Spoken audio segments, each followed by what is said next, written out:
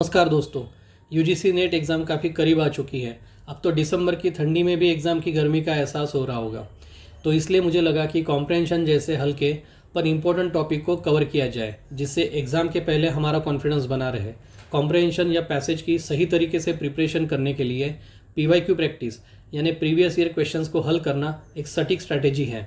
इसलिए आज के इस वीडियो में हम NTA UGC नेट पेपर 1 25 जून 2025 के फर्स्ट शिफ्ट का पैसेज यहाँ पर डिस्कस करेंगे। तो चले वीडियो शुरू करते हैं। ये मेरा शॉर्ट एजुकेशनल बैकग्राउंड है। मैंने बीटेक के बाद 2 मास्टर्स डिग्री की है, जिसके बाद 4 सब्जेक्ट्स में नेट और 2 सब्जेक्ट्स में सेट एग्ज़ाम क्वालिफाई किया है। साथ ही JRF और गेट को ऑल इंडिया रैंक 19 के साथ क्लियर किया है। तो चलिए अब सीधे चलते हैं पैसेज की ओर। सबसे पहले हम पैसेज को पूरा पढ़ते हैं, उसके बाद इसमें दिए हुए कॉन्सेप्ट्स और कीवर्ड्स को अच्छे से समझेंगे। समाज की पूंजीवादी व्यवस्था मनुष्यों के बीच स्वस्थ संबंधों का पोषण नहीं करती है। बहुत थोड़े लोग उत्पादन के सभी साधनों के स्वामी होते हैं और अन्य यद्यपि नाम मात्र के लिए स्वयं पर थोपी गई शर्तों के अधीन अपनी श्रम शक्ति को बेचते हैं।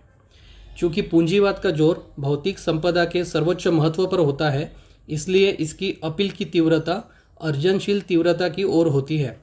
यह आर्थिक शक्ति की उपासना को बढ़ावा देती है और इसके अर्जन के लिए नियोजित साधनों पर कोई ध्यान नहीं देती है और यह लक्ष्य पूर्ति को बढ़ावा देती है। मानवीय सहनशीलता को चरम सीमा तक मनुष्य के शोषण से इसका संकेंद्रण अधिकतम उत्पादन पर न होकर मुनाफे पर होता है। अतः मानव परिवार का विभाजन आर्थिक स्थिति के आधार पर किया जाता है। यह सब मानवीय गरिमा के विभाजन के लिए हानिकारक है और जब उत्पीड़ित निर्धन सहायता के लिए धर्म के संस्थापकों की ओर मुड़ता है तो वे स्थापित व्यवस्था का चालाकी पूर्वक बचाव करते हैं। वे उनके वर्तमान दुखों के लिए भावी सुखों का वचन देते हैं और संतप्त मनुष्यों के दुख व विरोध पर मरहम लगाकर संतुलन बनाए रखने हेतु स्वर्ग का मायाजाल बुनते हैं। व्यवस्था अन्याय थोपती है और धर्म उसे उचित ठहराता है। इस पैसेज में कुछ ऐसे वर्ड्स हैं जो समझने में थोड़े डिफ़िकल्ट लगेंगे, जैसे कि अपील की तीव्रता। इसका मतलब है किसी चीज़ के लिए काफ़ी आकर्षण या खिंचाव। अर्जनशील तीव्रता, इसका मतलब है कमाने और जमा करने की तीव्र इच्छा। आर्थिक शक्ति की उपासना, इसका मतलब है पैसे को सबसे बड़ा मानना। नियोजित साधन, इसका मतलब है सही या नैतिक तरीका। लक्ष्य पूर्ति, लक्ष्य पूर्ति का मतलब है हमारा एंड गोल क्या है।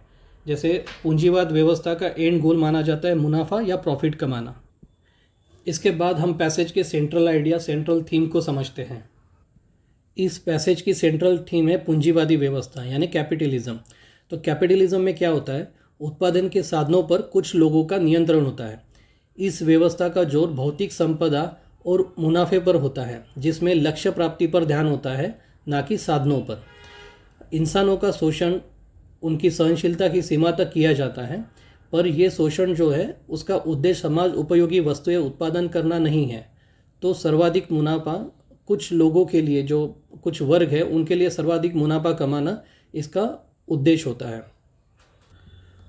और जब लोग पीड़ित होते हैं, शोषित होते हैं, तो वो धर्म के पास जाते हैं। और धर्म क्या काम करता है, तो वो स्थापित व्यवस्था को चलाने का, उसको संतुलित रखने का ही काम करता है। ऐसा इस पैसेज में कहा गया है। पैसेज के कुछ इंपॉर्टेंट वर्ड्स और सेंट्रल थीम को समझने के बाद हम क्वेश्चंस को देखते हैं। मैं क्वेश्चन पढ़ूंगा, उसके बाद सारे ऑप्शंस रीड करूंगा। आप अपने माइंड में कोई ऑप्शन एक डिसाइड कर सकते हैं और उसके बाद हम एक्सप्लेनेशन देखेंगे। क्वेश्चन नंबर 1, पूंजीवादी व्यवस्था। ए साध्य साधन का औचित्य देता है। बी साधन साध्य का औचित्य देता है। सी शोषण की ओर ले जाने वाले साधन कड़ाई के साथ निषिद्ध है। डी साधनों से संबंधित विषयों का निर्णय धर्म करता है। ऑप्शन ए और बी दोनों में कुछ हमें सिमिलरिटी दिख रही है। जनरली ऐसे जो सेम दिखने वाले ऑप्शंस होते हैं उनमें से ही एक आंसर रहने के चांसेस होते हैं, इसलिए ये 2 ऑप्शंस को हम बाद में देखते हैं। पहले ऑप्शन नंबर सी और ऑप्शन नंबर डी को चेक करते हैं। तो ऑप्शन सी में कहा गया है कि ऐसे साधन जो शोषण करते हैं, ऐसे साधनों को निषिद्ध किया गया है, जबकि हमने देखा है कि पूंजीवादी व्यवस्था में ऐसे ही साधन अवेलेबल है जिससे मनुष्यों का शोषण होता है। इसलिए ये जो ऑप्शन है वो गलत होगा। उसके बाद ऑप्शन नंबर डी, साधनों से संबंधित विषयों का निर्णय धर्म करता है। इसमें बताया गया है कि धर्म जो पूंजीवादी व्यवस्था है उसको बनाए रखने का काम करते हैं। इसका साधनों के साथ कोई डायरेक्ट रिलेशन नहीं बताया गया है, इसलिए ये ऑप्शन भी हमारा रॉन्ग हो जाएगा। तो ऑप्शन नंबर ए और बी में से कोई एक आंसर रहेगा। तो पहले हम देख लेते कि साध्य और साधन क्या है। साध्य हमने देखा है, साध्य माने लक्ष्य, और पूंजीवादी व्यवस्था में लक्ष्य होता है प्रॉफिट या मुनाफा कमाना। और साधन का मीनिंग हमने देखा है कि तरीका, जिस तरीके से वो जो हमारा साध्य है उसको पाने की कोशिश करती है। इसका करेक्ट आंसर ए है। पूंजीवादी व्यवस्था में लाभ या साध्य के लिए किसी भी साधन को सही ठहराया जाता है, इसलिए साध्य साधन का औचित्य देता है। औचित्य माने जस्टिफिकेशन। इसे जब हम इंग्लिश में देखेंगे तो और ज़्यादा क्लियर लगेगा कि एंड्स जस्टिफाई द मीन्स। इसका मतलब है कि इसमें एंड ज़्यादा ज़रूरी है, मीन्स की ओर कोई ध्यान नहीं दिया जाता। अब चलते हैं क्वेश्चन नंबर 2। पूंजीवाद व्यवस्था निम्न में से किस पर केंद्रित होती है? ऑप्शन ए अधिकतम उत्पादन, ऑप्शन बी असमान लाभ, ऑप्शन सी मानव संसाधनों पर निवेश, ऑप्शन डी व्यय में कमी। ऑप्शन नंबर सी और ऑप्शन नंबर डी ये दोनों भी पैसेज में अवेलेबल है ही नहीं, ठीक है, तो ये तो कैंसिल हो जाएंगे। अब हमने देखा है कि उत्पादन का जो उद्देश्य होता है वो है लाभ या मुनाफा कमाना, ठीक है, तो सेंट्रल थीम जो रहेगी वो लाभ के बारे में रहेगी। और यहाँ पे असमान लाभ क्यों कहा गया है? क्योंकि यहाँ पे दो वर्ग है, एक है शोषित वर्ग और दूसरा है शोषण करने वाला शोषक वर्ग।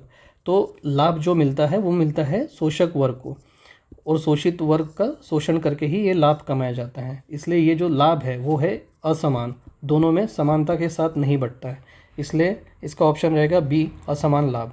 एक्सप्लेनेशन देख लेते हैं। पूंजीवादी व्यवस्था में लाभ कुछ लोगों के पास केंद्रित होता है, जिससे असमान लाभ उत्पन्न होता है। चलते हैं नेक्स्ट क्वेश्चन पर। क्वेश्चन नंबर 3, उत्पादन के साधनों पर अधिकतम नियंत्रण किसके अधीन होता है? ऑप्शन ए समाज हितधारक, ऑप्शन बी सर्वहारा वर्ग, ऑप्शन सी व्यवस्था के स्वामी, ऑप्शन डी श्रमिक वर्ग। हमने देखा है कि पहले ही पैसेज में दिया गया है कि ज़्यादातर साधनों का जो नियंत्रण होता है वो व्यवस्था के स्वामियों के पास होता है। ये डायरेक्ट क्वेश्चन है, ये दो तो वर्ड हमारे पैसेज में कहीं पर दिए भी नहीं हैं। चलो एक्सप्लेनेशन देख लेते हैं इसका। पूंजीवादी समाज में उत्पादन के साधनों पर नियंत्रण पूंजीपतियों व्यवस्था के स्वामियों के पास होता है। Next question, question number 4। पूंजीवाद समानता के प्रति हानिकारक है क्योंकि यह समाज को निम्न दो समूह में विभाजित कर देता है। ऑप्शन ए कार्य करने वाले व कार्य न करने वाले, ऑप्शन बी क्रेता व विक्रेता, ऑप्शन सी शोषक व शोषित, ऑप्शन डी धार्मिक व नास्तिक। हमने पहले ही देखा है कि इस पैसेज में लाभ कमाना पूंजीवादी व्यवस्था का सबसे महत्वपूर्ण काम माना गया है, और ये जो लाभ होता है वो शोषक वर्ग जो होता है वो मनुष्य को शोषित करके कमाता है। इसलिए हमने देखा है कि यहाँ पे समानता नहीं होती है। इसका ऑप्शन आएगा option C. Option A, option B और ऑप्शन डी, ये तीनों भी चीज़ें हमें पैसेज में कहीं पे नहीं दिखती है। अगर पैसेज पढ़ते तो ये क्वेश्चन हमें समझ में आ जाएगा कि इसका ऑप्शन सी ही रहेगा। तो एक्सप्लेनेशन देख लेते हैं। पूंजीवाद समाज को शोषक यानी कैपिटलिस्ट और शोषित यानी वर्कर वर्गों में बांटा जाता है। पैसेज के आखिरी क्वेश्चन को देखते हैं। Question number 5। गद्यांशों को पढ़ने के पश्चात निष्कर्ष निकाला जा सकता है कि पूंजीवादी व्यवस्था ऑप्शन ए महत्वाकांक्षी है, ऑप्शन बी पक्षपातपूर्ण है, ऑप्शन सी मानवीय है और ऑप्शन डी यथार्थपरक है। इस पैसेज का सेंट्रल थीम हमने देखा है कि पूंजीवादी व्यवस्था लाभ पर टिकी हुई है और इसमें शोषक वर्ग शोषित मनुष्य को शोषित करता है। तो इसमें दोनों में लाभ असमान रूप से बढ़ जाता है, तो ये एक प्रकार की पक्षपातपूर्ण व्यवस्था है, इसलिए इसका ऑप्शन होगा बी। एक्सप्लेनेशन देख लेते हैं। गद्यांश में असमानता, शोषण और वर्ग संघर्ष का उल्लेख है, इसलिए निष्कर्ष निकलता है कि पूंजीवादी व्यवस्था शोषणपरक पक्षपातपूर्ण है। तो यहीं पर हमारा 25 जून 2025 का पैसेज पूरा होता है। अगर आपको वीडियो अच्छा लगे तो ऐसे ही और वीडियोस देखने के लिए प्रशिक एकेडमी चैनल को लाइक, शेयर और सब्सक्राइब करें। Thank you.